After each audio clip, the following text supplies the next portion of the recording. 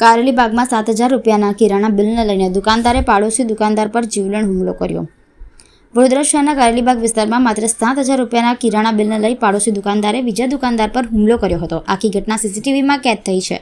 કારેલીબાગ પોલીસે આરોપી સામે ગુનો નોંધ્યો છે।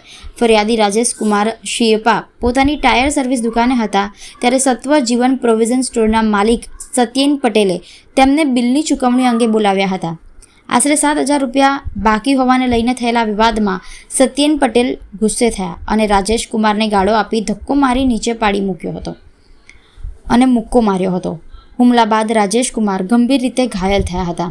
હોસ્પિટલમાં કરાયેલા એક્સરેમાં નાક અને ડાબા હાથના કાંડાનું ફ્રેક્ચર હોવાનું બહાર આવ્યું છે।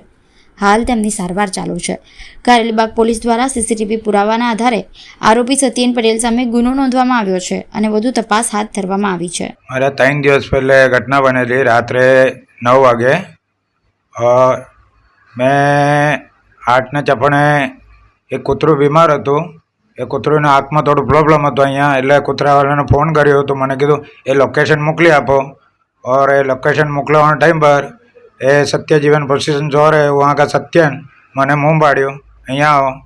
मैं पची थी गयो तो मैंने कहे 7,000 क्या आपीश એટલે गाला गाली आपी मैंने और मैंने એને 7,000 रुपया આપવાનું હતું और એમની જોડેથી સિગરેટ પડીકી और પાણીની બોટલ આઈસ્ક્રીમ એ બધું મેં લેતો હતો। એટલે એનો પૈસા બાકી હતો કરીબ 3-4 મહિનાથી મેં વર્ષોથી એવું 4-5 મહિના થાય 5-1,000 રૂપિયા થાય એ ટાઈમ પર મેં આપું છું। એટલે એ વાર થોડું લેટ થઈ ગયું હતું, 1 મહિના જેવું લેટ થઈ ગયું હશે તો બી મેં કીધું 2 દિવસમાં આપું છું। એ માન્યું નહીં और મને ફોન ખેંચી લીધો, ફોન પડી ગયો મારો।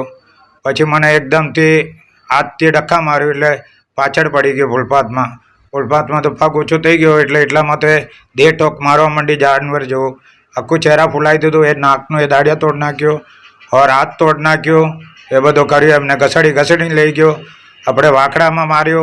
WWF में केवो उचकड़ी एक ज आदमी मारो मांग छे एवं पोलीस सर ने मने जे कलम लगायो एनाथी ऊंचो कलम जोईए, मने 326 नो ए कलम आपे तो मने बहु सारो।